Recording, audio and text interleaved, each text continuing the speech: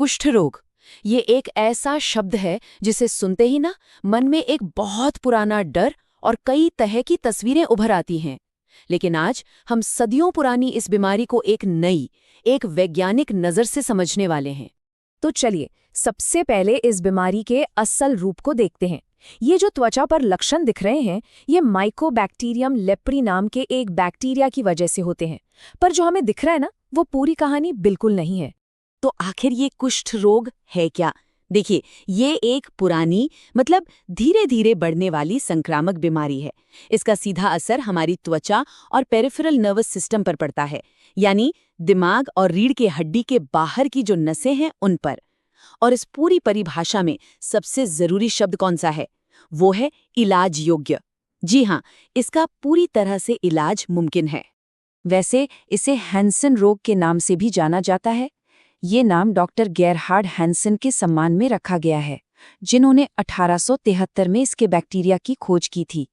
सोचिए, ये खोज कितनी बड़ी रही होगी, जिसने इस बीमारी को अंधविश्वास के अंधेरे से निकालकर विज्ञान की रोशनी में ला खड़ा किया।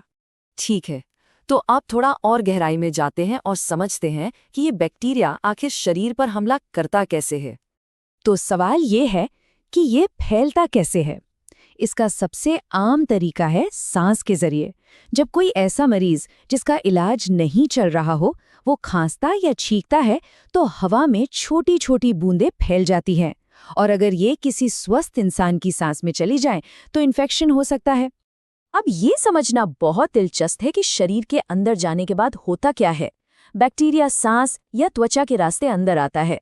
फिर हमारी जो इम्यून सेल्स हैं, जिन्हें मैक्रोफेज कहते हैं, समझ लीजिए हमारे शरीर के सुरक्षा गार्ड, वो इन्हें पकड़ लेती हैं। लेकिन ये बैक्टीरिया खून के जरिए पूरे शरीर में फैल जाते हैं और आखिर में त्वचा और नसों में अपना घर बना लेते हैं। और बस यहीं से असली दिक्कत शुरू होती है।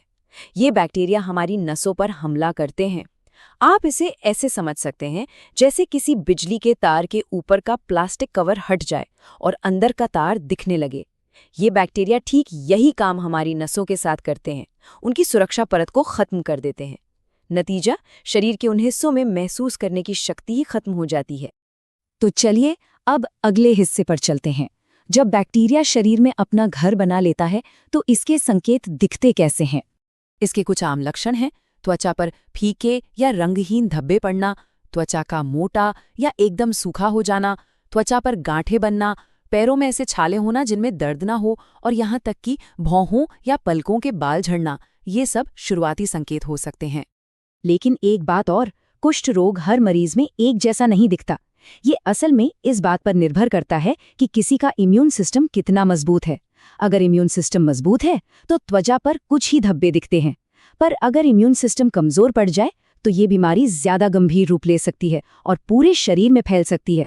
इन तस्वीरों से ये फर्क साफ समझ में आता है। बाईं तरफ जो गांठ दिख रही है वो तब बनती है जब इम्यून सिस्टम कमजोर होता है, और दाईं तरफ मजबूत इम्यून सिस्टम वाले मरीज में सिर्फ एक लाल धब्बा दिख सकता है।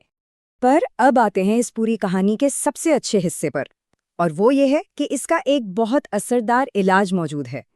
और वो इलाज है मल्टी ड्रग थेरेपी, यानी MDT।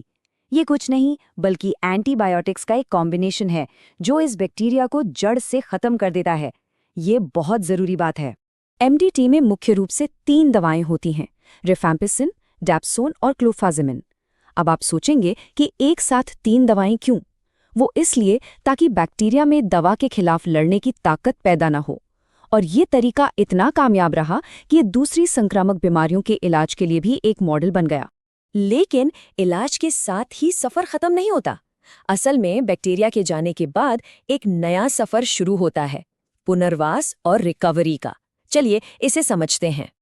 देखिए, MDT बैक्टीरिया को तो खत्म कर देती है, पर नसों को जो नुकसान हो चुका है वो कई बार स्थायी होता है, और यहीं पर ऑक्यूपेशनल थेरेपी बहुत अहम भूमिका निभाती है। इसका मकसद होता है लोगों को और चोट लगने से बचाना और उन्हें आत्मनिर्भर बनाने में मदद करना। चलिए कुछ उदाहरण देखते हैं। जिन लोगों की पकड़ कमजोर हो जाती है उनके लिए ऐसे खास उपकरण बनाए गए हैं, जैसे ये कंघा जिसमें एक पट्टा लगा है। ये छोटी सी चीज रोजमर्रा के कामों में आत्मनिर्भरता लौटा देती है। या फिर खाने पीने में मदद के लिए देखिए, ये एक सिंपल सा स्ट्रॉ होल्डर है, पर उन लोगों के लिए बहुत काम का है जिन्हें गिलास पकड़ने में दिक्कत होती है। और ये चाबी होल्डर दिखाता है कि कैसे छोटे छोटे डिजाइन भी कितनी बड़ी मदद कर सकते हैं, जैसे दरवाजे में चाबी घुमाने जैसा मुश्किल काम आसान बना देना। ये सारी चीजें जीवन की गुणवत्ता को बेहतर बनाती हैं। लेकिन शारीरिक चुनौतियों से भी बड़ी एक और लड़ाई है, और वो है समाज के कलंक की लड़ाई। जैसा कि यहाँ लिखा है, एक कलंकित व्यक्ति वो है जिसे समाज पूरी तरह से स्वीकार नहीं करता, उसे अलग थलग कर दिया जाता है। तो आखिर में सवाल यही है, बैक्टीरिया को तो दवाओं से खत्म किया जा सकता है, पर असली चुनौती वो इस कलंक को मिटाने की है। ये डर और ये गलतफहमियां आज भी कई बीमारियों से जूझ रहे लोगों की जिंदगी मुश्किल बना देती हैं। विज्ञान ने तो बैक्टीरिया का इलाज खोज लिया, पर इस सामाजिक बीमारी का इलाज वो सिर्फ हमारी समझ और हमारी सहानुभूति से ही हो सकता है।